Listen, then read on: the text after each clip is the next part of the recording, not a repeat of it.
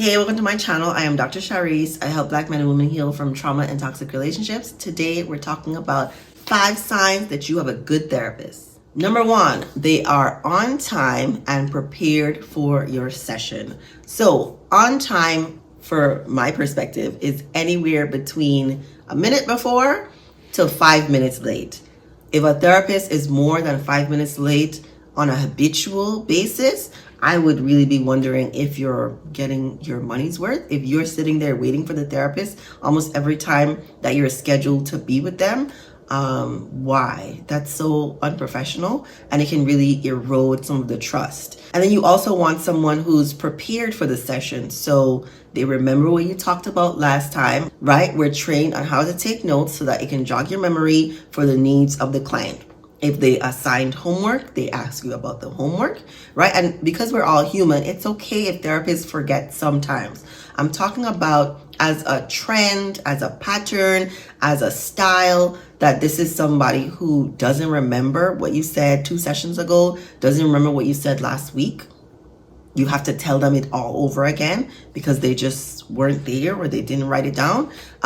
That is not in your best interest. That would really stagnate your growth over time, because why are you week after week telling the same story over and over again? You really want a therapist who's there for you promptly and who is ready to discuss whatever it is that you all decided last week or this week to follow up on. Number 2, you feel like you can tell them anything without feeling judged. One of the hallmarks of a really good therapist is they're non-judgmental.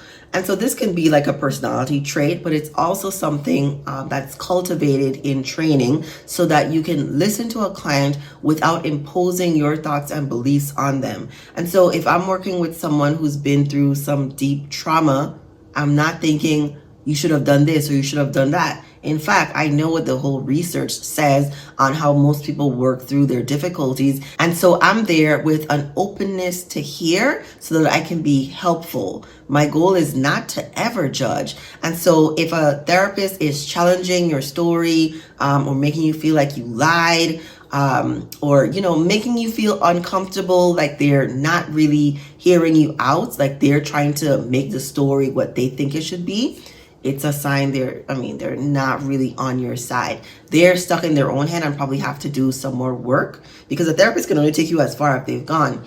They have to do some more work in why are you imposing your thoughts and beliefs on your client when you're supposed to be this unbiased party helping them reach their goals. Number 3, at the end of most of your sessions, you feel inspired, helped, relieved, maybe even refreshed, because you've gotten out what you needed to get out, or you have these new insights, these new downloads on what you could be doing differently. Overall, you feel good at the end of a session, right? In my first meetings with clients, I tell them my goal is never to leave you emotionally dysregulated at the end of a session. It doesn't mean it's never going to happen, but because that's my intention, I set up my session in a way that we talk about difficult things long before the end of the session so that we have a cool down and calming period at the end.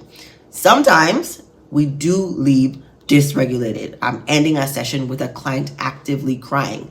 I apologize. I try to make them feel comfortable, but that is not an every week kind of thing. If you're crying at the end of every session with a therapist, I would say, how exhausting. Oh my gosh, how exhausting. That's really not optimal, because after a certain amount of emotional taxing, you're probably not going to come back. And that's like one of the worst things that can happen to us as a therapist. If I'm invested in you growing and learning and doing some things differently to meet your goals, you not coming back means we don't get to do any of those things. So you want a therapist who is consciously, intentionally thinking about what the session flow is like so that you can leave with the knowledge and not be an emotional wreck at the end. Number 4, you tell people, my therapist said, my therapist told me, ... right? I think if you have seen change, improvement in your life because of what your therapist taught you or told you, and you're recommending it to other people. Oh my gosh, my therapist told me that I should ask some people positives about myself and look at what I learned, and wow, I didn't even know that so many people celebrated me, or there's this new thing, a new thing. If it's the excitement for me, oh my gosh. So when you start telling people in a positive way, things that your therapist has said, it's a really good sign you have a good therapist, because you are consciously aware that these things have been helpful to you and it might be helpful to someone else. They may not want the help, right? They may not be wanting to hear what your therapist says, and what your therapist is saying is very specific to you. But the fact that you are wanting to share what you consider to be positive aspects about your therapy experience is a really good sign that you and your therapist are a really good fit. And my last one, number 5, your therapist and you hopefully can see your growth, right? So in the beginning, you set up some goals. You said, these are the things I want to do differently. I'd like to reduce my anxiety, or I want to be able to do public speaking. Whatever your goals are, you've been able to achieve them or mostly achieve them. After working for a certain amount of months, some one of your goals should be actualized or almost actualized, like you feel like you're making progress. Even if that progress is, I want to be able to tell this really terrible story about something that happened to me. Have you told it yet? Are you still holding back? Have you told the story?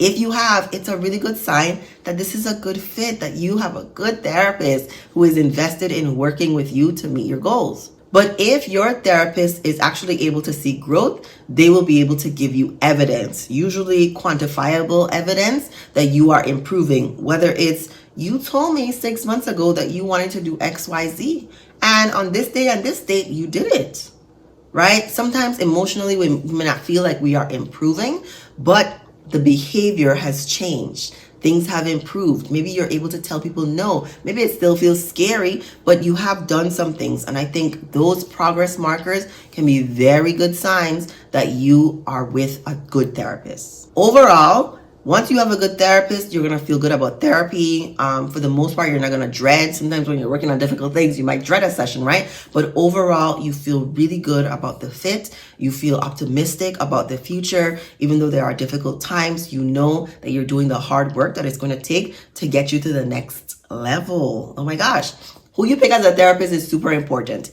If you do not have a therapist yet and you would like to know what it's like to search for a therapist, I did a previous video about how to go about searching for a Black woman therapist so that you can find somebody who's going to be a really good fit for you, that you can do that hard work with. Let me know if you have any questions in the comments.